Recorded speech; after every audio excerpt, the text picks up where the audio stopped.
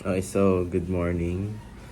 This is Sunday and it is currently pumapatak po yung signal number 3 po yata or 2 ng bagyong basta yung bagyong W. Letter U pala. And I don't know kung magsisimba kami ngayon. But kala ko I don't know. I'm not sure yet. But mamayang 1:35 p.m. is I will go to a choral practice sa Grand Choral ng St. Anthony of Padua Parish since may competition kami. Kahapon, yung nung nagmisa ako, yung nakakulay black, I wasn't able to attend I wasn't able to video me attending the audition. And ngayon nakapasa na ako. So ngayon may practice na kami. Hindi kasi siya pwede ma-video since confidential yung audition process namin. But after nun, I edited, makikita naman na dumiretso ako sa Fatima for VOPC naman na rehearsal. So, I think that sums it up muna this Sunday. Mamaya makikita na lang on what I'll do this Sunday. So, good morning everyone and stay safe. Okay, so currently hindi na tayo... Ay, hello pala. Hindi ako napagsabi. So, hello pala. So, pupunta na tayo ng simbahan. So, unfortunately, hindi pa kami nakapagsimba. But, ako makakapagsimba ako because I will be serving sa choir. So, sa choir naman is na-invite ako ng old choir ko dati na mag-serve sa Kasibulan Choral because it is our anniversary. So, let's go. Ay, di. Pupunta pala po muna ako ng Grand Choral practice. So, bye-bye. At maulan. Let's go.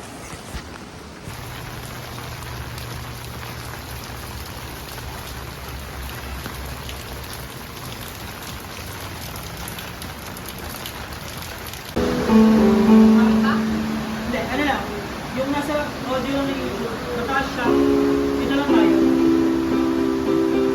Yung sinend ko na bago, yung USB, yun yung tama.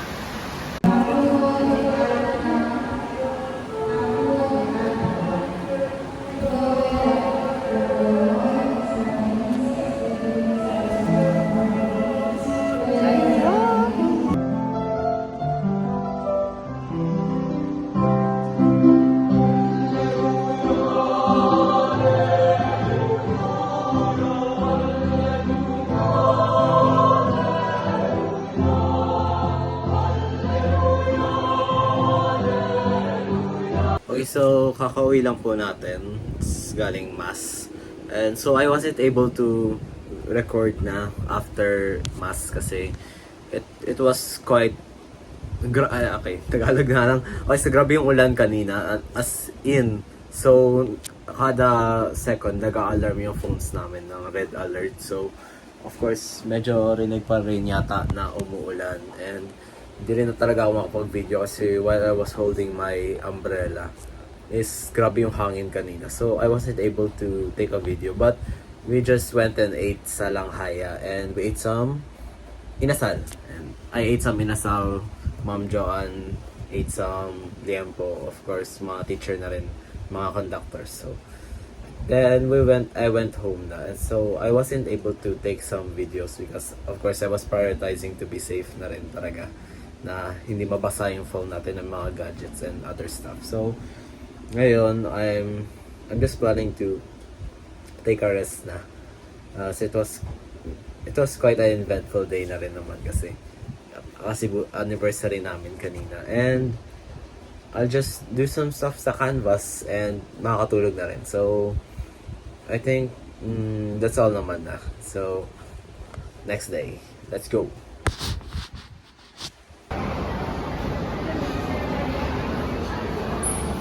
Okay, good morning. So this is Friday and I just woke up and prepared some breakfast. And ang task po natin today is hindi po kami nagkapag-online class kaninang UNDS but so I fell asleep na lang. So but ang task po natin today is let's wait if merong class sa English, but if not, I will diretso na lang po ako sa school ng aking kapatid at magbabayad po ako ng aking tuition, and we're going directly to Olfu kasi meron kaming practice ng choir. Meron kaming practice ng choir, and yung practice namin is for the Christmas tree lighting na rin this November I think. Then after that practice na naman with the grand choir naman sa aming simbahan. And let's go.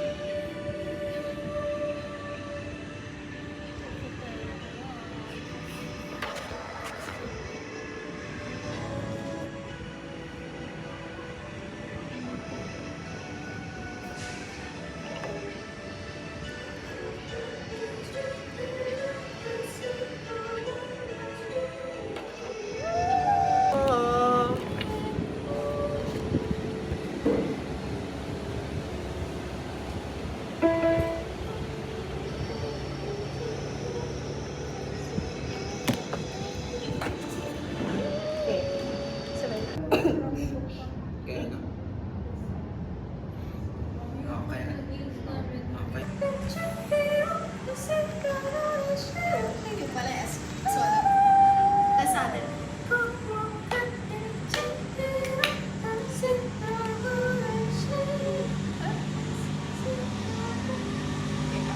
Nakanta rin ba kayo ng itaran?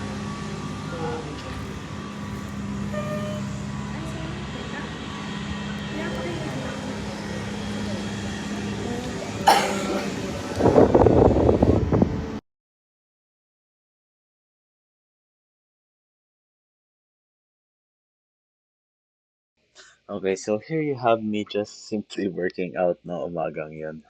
And this is another day where, of course, unti na lang yung pinagagawa natin sa ating semester. And it was quite a short day. So, of course, tinamad talaga ako buong araw nun. So, kahit umaga pa lang, I wanted to start it off by working out para na rin mawala gana yung mga bagay-bagay sa mind natin. And of course, to do something very productive at supporting dun sa araw na yun. Okay, so next here is you have me answering our quiz sa Canvas. And makikita mo na tagal na tagal tayo dyan because may mali pala ako nagawa and hindi ko pala nasama yung reflection ng papel na yun. So, kailangan nag-research pa ulit ako on what I can answer and how I can better relay that process na rin. So, tapos na rin tayo sa ating activity for today. So, ayan siya. Yeah. Ito yung output ng activity natin. So, ito.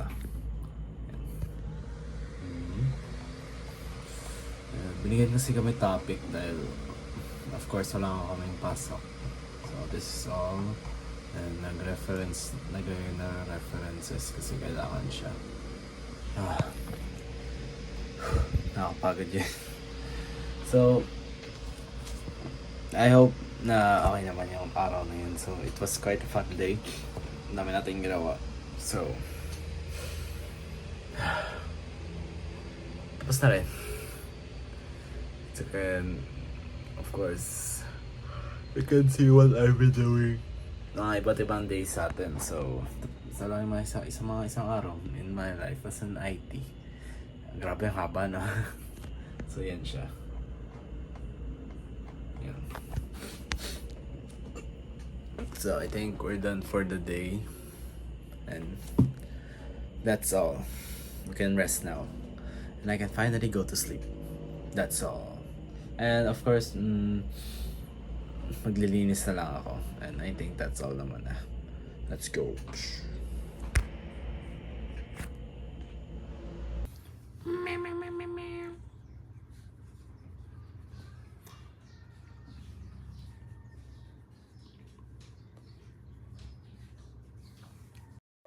So this is the last day of my vlog. I'm sorry if I haven't given out the trivias, the other things in my vlog. I wanted to keep it as simple as possible, but also showing you and showcasing the different parts of my lives as a BSIT student in Olfu. And of course, nakabot naman siya ng 9 days. I pinagsama ko na yung last days kasi it's quite short na rin. And that's the lesson of it. Some days of my life is really just short. There can be days that I'm not doing anything, but there can be days that there's so much joy or happening that can happen in my life. So I think this really, as I think napapakita talaga nito na ba't iba ang nangyayari sa buhay natin. With society, mas nakakasama ka ibang tao with being outgoing, with technology.